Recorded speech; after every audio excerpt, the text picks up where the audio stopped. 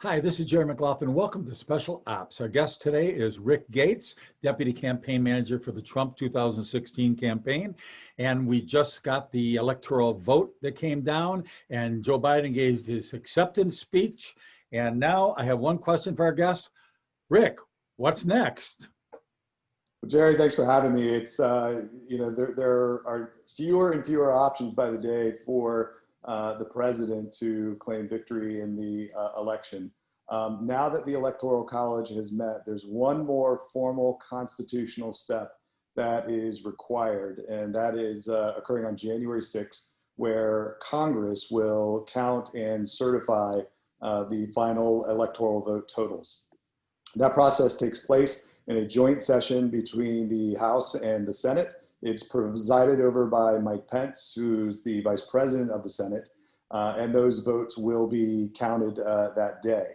However, there are a couple of paths that the president could still pursue, will likely pursue, to determine whether or not there is an opportunity to change the course of the election. The first is on January 6th, if there is one House member and one Senate member that oppose the results of a specific state in the election, then they must submit that in writing, at which point the two chambers will separate and meet to discuss the merits of the opposition. Now, in the case of any opposition brought forward by the members, a majority of both houses is required to overturn that result. So unfortunately, in this situation, it doesn't look promising for the Republicans simply because the House is controlled by the Democrats. So unless there was some mechanism that a number of the Democrats would side with the Republicans, which obviously most people think is not going to be the case, and whether the Senate, votes in favor of it or not, it takes both chambers in order to take that opposition vote. So it's very unlikely that path will take place. There are a number of members that are talking about opposing certain states. Now, what is important is yesterday, in the context of the Electoral College vote, there were 5 key states where an alternate slate of electors was voted on. Now, keep in mind that it doesn't have any legal authority at this juncture, but in the case where there is still activity, a court case, a flagrant violation of election law that is found between now and January 6th, there are 2 paths that are open to the president to potentially overturning some of these electoral votes in the states. So the first one is still through the courts. Okay, I'm looking at an article here talking about conditional votes for President Trump. And it not only has Pennsylvania, Georgia, Wisconsin, and so forth, but it also has Nevada and New Mexico. I mean, just theoretically, if we did have a way of getting the House to do the right thing at some point down the road, and the Senate to find their courage and to do that thing, is it theoretically possible to win these, including New Mexico? I mean, New Mexico wasn't that close. I'm just curious. Correct. There are 2 paths to overturning the current electoral votes that took place yesterday. The first is through the court. So whether it's New Mexico, Nevada, Georgia, Pennsylvania, if a court were to rule that a part of the election process was unconstitutional, did not hold merit, then yes, those electoral votes would be taken away. And in those 5 keys— taken away, hold on. When you say taken away, that doesn't mean given to Trump necessarily. It means just taken away from Biden, where he can't reach the 270. Explain the difference between when it's taken away from Biden and not given to Trump versus taken away from Biden and given to Trump. Give me those 2 scenarios. Sure. Yeah, it's a very good point, because most people are under the impression that Donald Trump needs 270 electoral votes. That's incorrect. What needs to occur is that Joe Biden does not get 270, because at that juncture, the Constitution provides that the resolution would be required to be presented into the House, at which point there's a mechanism in the Constitution that allocates 1 vote per state, and each state gets to vote on the president. Obviously, in the case of the January 6th meeting. The new Congress will be installed, so the Republicans have a majority of the state delegations in the House of Representatives. How So many are therefore, we talking about there? Are we talking about 29 or 30 to 20? I think it's, yeah, it'll be 32, I believe, is the 32. number now.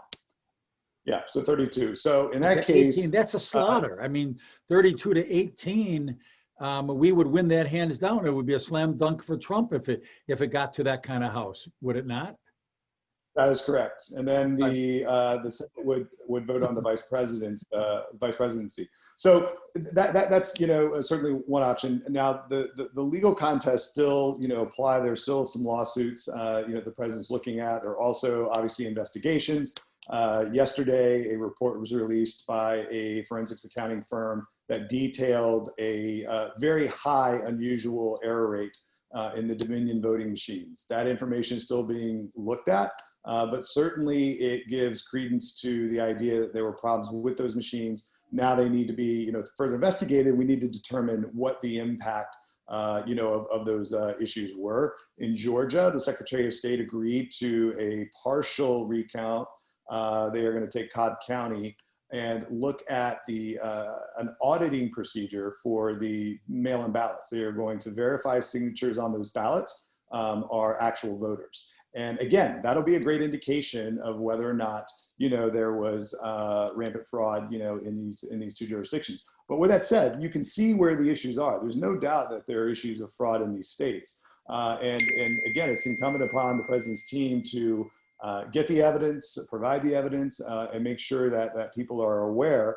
Obviously, as we've talked, in the past, the president's real enemy here is the clock. It's not Joe Biden. And each day that we go through the constitutional process limits the president's time on him being able to overturn this. So again, the last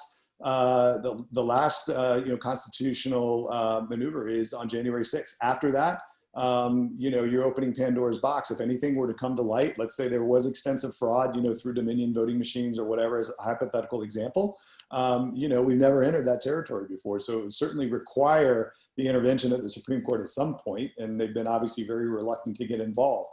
Here's something But we've never overall, discussed before. I want to say this. Yeah. We've never discussed this before, you and me, during an interview.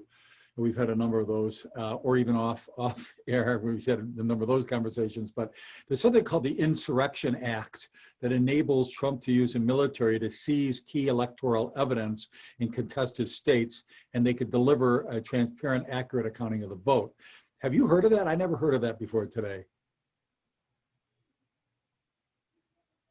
Yeah, it was actually something passed in 2018. Is it you're referring to the Homeland Security effort to ascertain any type of evidence using the full weight of the government in any type of election interference? Yes, I wasn't really aware of that until today. I don't know if you're referring to tell me that what you or know not. about that. Yeah.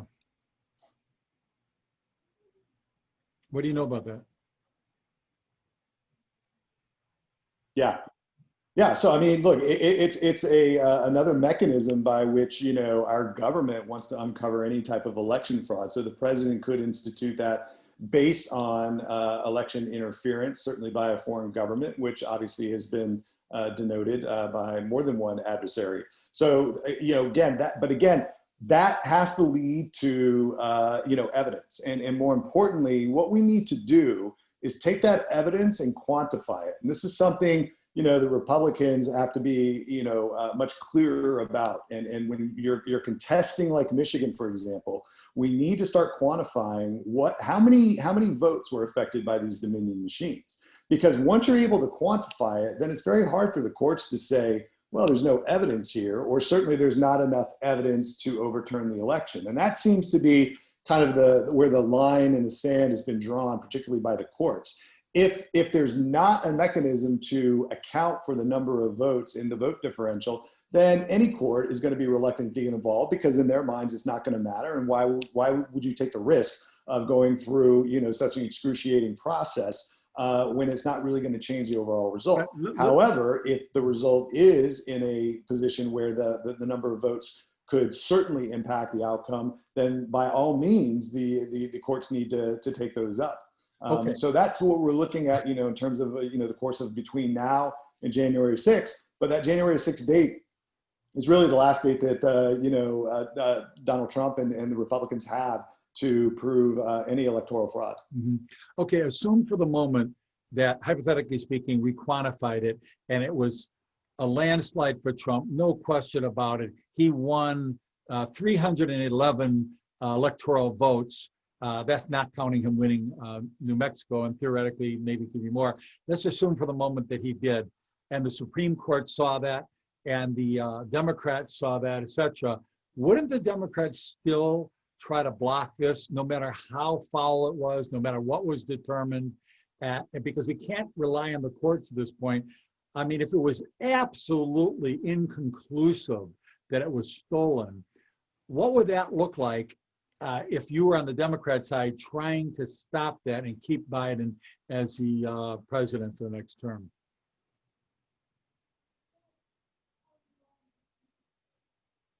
Well, sure, you're absolutely going to do that first and foremost. And the way you're going to do it is you're going to activate your arsenal of lawyers that have been on the sidelines so far. And you're going to make sure that you look for every potential loophole or reason why the Republicans' suit does not have merit. But again, it goes to the courts. And so it becomes incumbent upon the courts to take these measures up, look at the type of electoral irregularities and determine whether or not that had a profound impact on the election. And unfortunately, in a lot of these states, if some of that evidence is proven, then there's no mechanism to necessarily throw out a specific set of votes. In a lot of states like Nevada, for example, you actually have to redo the election, which is why so many courts have been reluctant to do this. I don't think it's the case where the courts don't recognize that there is some fraud. What they're saying is it's not systemic. It's not, it wasn't like, strategically organized by the Biden campaign itself. But there's no doubt, and across the country, as we've seen, there are instances of fraud and irregularities in multiple states. So it raises still a lot of questions. And again, Donald Trump called it from day one. He started talking about this in July of 2020. When he cited a number of the state legislatures changing electoral law and allowing for a lot of these mail-in ballots, which is where the majority of the corruption is coming from. Okay, final question, because we're at the clock here. What is the authority our founding fathers gave to Mike Pence, the president of the Senate today? What could he do if he wanted to do the nuclear option, or I'll call it the constitutional option? If he absolutely wanted to go to the mat on this thing, what is he constitutionally empowered to do on January 6th to determine the outcome of this election? Most people will be shocked by your answer, I'm sure. Go ahead. Yeah, I think moving forward, this is going to be the focus of significant attention. And Mike Pence, as the vice president, is the president of the Senate. Correct. So on January 6th, Mike Pence will preside over the joint session of Congress that counts and validates the electoral votes that have been sent in from all of the states. So in that process, one of the things that we just talked about, those alternate electors, so those will come to the chambers. And what will happen is that depending on the outcome of some of these, continued court cases and state legislatures, potentially overchanging it, there are opportunities for the vice president to look at this. Now, the challenge has to originate from the House and the Senate. So as I said before, you need one member from each side to challenge a specific state. But upon that challenge, there are opportunities that the vice president could certainly, become engaged and involved in that process to look at, potentially using those alternate electors depending on, the specific outcomes in those states. So again, it's interesting. Does he have the authority, if he chooses, to say, I'm going to take... Yeah, so here's an interesting... Go ahead.